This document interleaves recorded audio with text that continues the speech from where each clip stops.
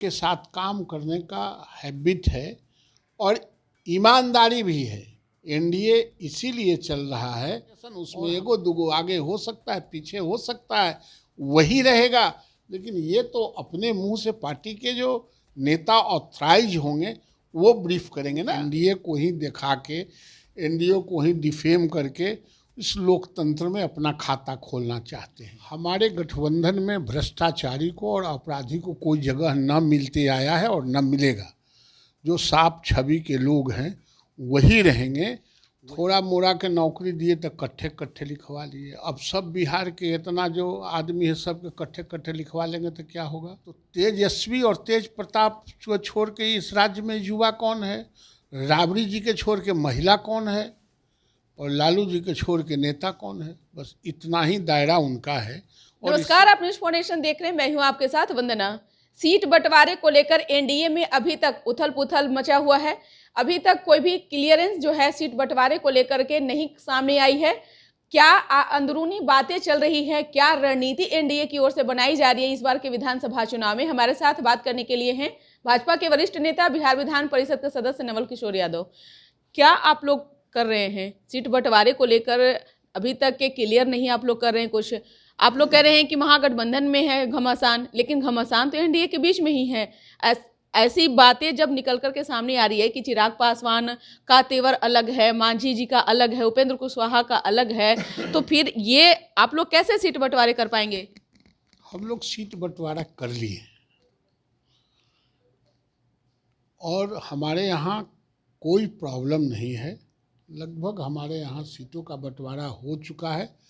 Announce भी करेंगे, central parliamentary board में जाएगा और उसको तुरंत प्रेस कॉन्फ्रेंस करके वंदना आप लोगों को बता दिया जाएगा। मेरे यहाँ सीट एडजस्टमेंट में, सीट बंटवारे में कोई झमेला नहीं होता। एक बार नहीं, तुम पुराना इतिहास उठा के देख लो। हमको एलाई पार्टियों के साथ चलने और उसके साथ काम करने का हैबिट है और ईमानदारी भी है।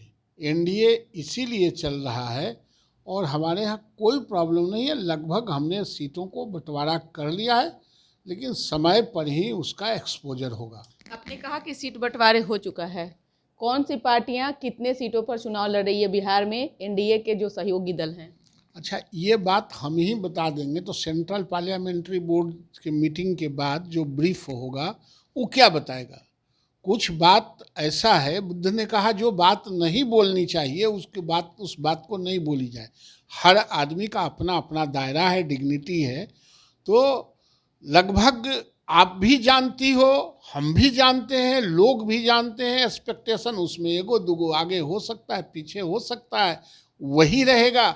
लेकिन ये तो अपने मुंह से पार्टी के जो नेता ऑथराइज होंगे वो ब्रीफ करेंगे ना। लेकिन आपके सहयोगी दलों का आरोप है कि हम लोग क्षेत्रीय पार्टी हैं, इसलिए हम लोगों को छोटा समझा जा रहा है, नीचा समझा नहीं, ऐसा कोई क्षेत्रीय पार्टी हमारे साथ रहने वाले ब्लेम नहीं कर सकते हैं।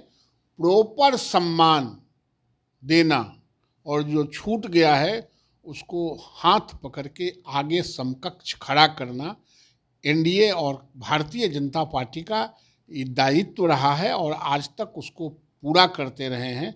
बढ़िया से आप उठा के देख लीजिएगा, जो हमारे गठबंधन में रहे और इत्तेफाक से चुनाव हार गए उनको भी हम लोग ले जाके स्थापित करते हैं। हमारे यहाँ इस तरह की कोई घटनाएं नहीं मिलेंगी।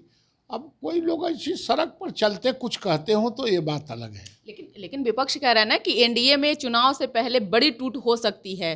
तो आखिरकार ये चीजें शुरू इसलिए हो रही है क्योंकि आप लोग अभी तक कोई चीज का फैसला ले नहीं सके हैं, इसीलिए कहा जा रहा है कि विधानसभा चुनाव से पहले एनडीए में बड़ी टूट हो सकती है। इसका संकेत क्या आप समझते हैं? कोई टूट एनडीए में टूट नहीं होगा। जो लोग टूट कहते हैं वो एनडीए को ही दिखा के, एनडीए को ही डिफेम करके इस लोकतंत्र में अपना खाता खोलना चाहते हैं। एनडीए में न कोई टूट होगी न कोई झूठ होगी। एनडीए एकदम स्टेट सरकार बनाने की तरफ अग्रसर है और चुनाव के बाद सरकार बनाएंगे, बदना फिर आप रहिएगा। लेकिन सवाल यह है कि जब भी एनडीए की बैठक बुलाई जा रही है उसमें बाकी घटक दल क्यों नहीं देख रहे हैं? बाकी नेता कहाँ गायब हैं? सिर्फ बीजेपी जदयू आपस में मिलकर के बात कर ले रही है, तो क्या बिहार में सिर्फ बीजेपी और जदयू? नहीं, बड़ी पार्टी बीजेपी और जदयू है। पहले इससे हम लोग जो अपने समकक्ष लोगों से निर्णय नहीं कर लें तो अपने छोटे मित्रों से क्या बात करेंगे? यहाँ गीतहारिन की तरह गीत तो गाना है नहीं जुटा के। यहाँ एक नीति मूलक सिद्धांत के अनुसार बिहार को चलाने के लिए, बिहार को जीतने के लिए, बिहार के गरीबों के लिए, बिहार के गांवों के लिए, बिहार के किसानों के लिए, बिहार के नौजवानों के लिए, बिहार की बेटियों के लिए, बिहार की माताओं के लिए, तमाम चीज़ों पर इन होल संपूर्णता में उस पर हम लोग नज़र रखते हैं और काम कर रहे हैं। एक चीज़ आपसे अभी यह भी सवाल है कि जिस तरह से प्रशांत किशोर अपने 51 उम्मीदवारों की घोषणा कर दी, उसमें सभी लोगों को उन्होंने जगह दिया। एनडीए में क्या इस बार आप लोगों ने जो है स्ट्रेटजी अपनाई है? एनडीए इस बार किस तरह के उम्मीदवारों को जो है चयन कर रही है? क्या कौन कौन होंगे? क्या जिस तरह से आप लोग कहते हैं भ्रष्टाचार और ये अन्य मुद्दे अपराधी, तो क्या उन लोगों को भी जगह मिलेगी? हमारे गठबंधन में भ्रष्टाचारी को और अपराधी को कोई जगह न मिलते आया है और न मिलेगा। जो साफ छवि के लोग हैं वही रहेंगे, वही आते हैं। हमारे यहाँ कोई अपराधी है? हमारे यहाँ अपराधी नहीं रहता है। इसलिए आप निश्चिंत रहें। अपराधियों के जमात जो चलाने वाले लोग हैं, प्रतिपक्ष के लोग, उनके लिए मैंने अपराधियों को, रिश्वतखोरों को, सजायाफ्ता को, सबको उनके लिए छोड़ा है। हमारे यहाँ उनकी जगह नहीं है। आप जिस मुद्दे को आप लोगों ने भुनाने का प्रयास किया, उसमें तेजस्वी यादव ने कहा कि नकलची सरकार है। जो कुछ भी आज ये लोग जनता के लिए कर रहे हैं, ये लोग बिहार के लोगों के लिए कर रहे हैं, ये तो हमारा ही जो था वो एजेंडा था, हमारा ही जो चीज़ें था वही ये लोग कॉपी किए हैं। उन्होंने एक अलग फिर से फॉर्मूला अपनाया। उन्होंने कहा कि जिस तरह से युवा अभी बेरोजगार हैं, युवाओं पर लाठीचार्ज किया जा रहा है, युवाओं पर जो है कई तरह से उन्हें प्रताड़ित करने का कोशिश किया जा रहा है। सड़क से लेकर के सदन तक के युवा पहुंच रहे हैं अपनी भविष्य को लेकर के। उनके लिए तेजस्वी यादव ने जो है 20 दिनों के अंदर एक अलग नियम बनाएंगे, अलग वो अधिनियम लाएंगे। उसके तहत बिहार के सभी परिवारों के घरों में नौकरी देने का बात उन्होंने कहा है। इसको कैसे आप लोग डिफाइन करेंगे? नहीं, इसमें डिफाइन क्या करना है? थोड़ा मोड़ा के नौकरी दिए तो कट्ठे कट्ठे लिखवा लिए। अब सब बिहार के इतना जो आदमी है सबके कट्ठे कट्ठे लिखवा लेंगे तो क्या होगा? देखो, ट्रैक रिकॉर्ड भी देखो, नेचर और सिग्नेचर वो बदलता नहीं है। तो जो इनका नेचर है, और युवाओं की बात तो तेजस्वी और तेज प्रताप को छोड़ के इस राज्य में युवा कौन है? राबड़ी जी के छोड़ के महिला कौन है? और लालू जी के छोड़ के नेता कौन है? बस इतना ही दायरा उनका है और इससे बाहर वो सोच नहीं सकते हैं। भ्रम फैलाने का प्रयास करते हैं। लेकिन बिहार की जनता पढ़ी लिखी भी है, और जो पढ़ी लिखे नहीं हैं वो ज़्यादा समझदार हैं। वो सब समझते हैं कि ये क्या कह रहे हैं और क्या करेंगे। तेजस्वी यादव को आप लोग कमज़ोर समझ रहे हैं। आपको पता होना चाहिए कि लोकसभा चुनाव भी आप लोग किस तरह से जीते हैं, और साम दाम दंड भेद अपनाने के बाद भी आप लोगों ने कई जगहों पर मुंह के बल आप लोगों को खानी पड़ी। इस बार भी आप उनको कम में आंक रहे हैं विधानसभा चुनाव में। नहीं, आंकने का क्या बात है? ये जनता की अदालत है। जनता ही उनको कम आंकती है, तो मेरे आंकने और नहीं आंकने से क्या होगा? जनता उनके ट्रैक रिकॉर्ड को जानती है।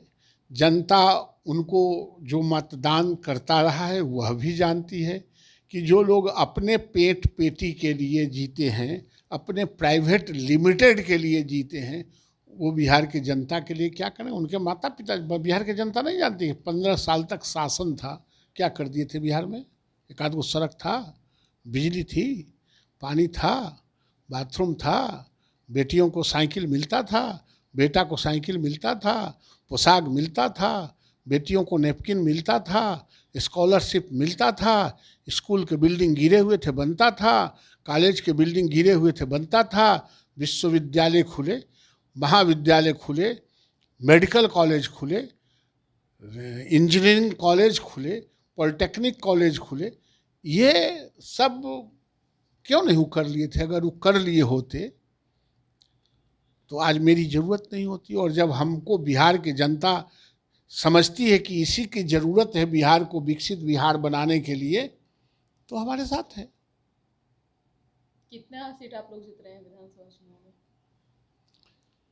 को हमारा टारगेट तो है कि 25 सीट छोड़ के 25 में बाकी सब सीट जीत लेंगे, जीत जाएंगे।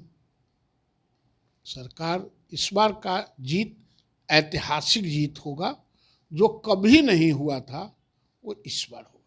बहुत बहुत शुक्रिया बात करने के लिए। तो इस बार का जो एनडीए का जीत होगा वो ऐतिहासिक होने जा रहा है, ये दावा है भाजपा के वरिष्ठ नेता और बिहार विधान परिषद के सदस्य नवल किशोर यादव का। अब ये दावे में कितनी सच्चाई है ये तो अब तेजस्वी यादव ही बताएंगे या फिर बिहार की जनता ही बताएगी। इस पर बस इतना ही। अपना ओपिनियन जरूर कमेंट बॉक्स में दीजिएगा। धन्यवाद।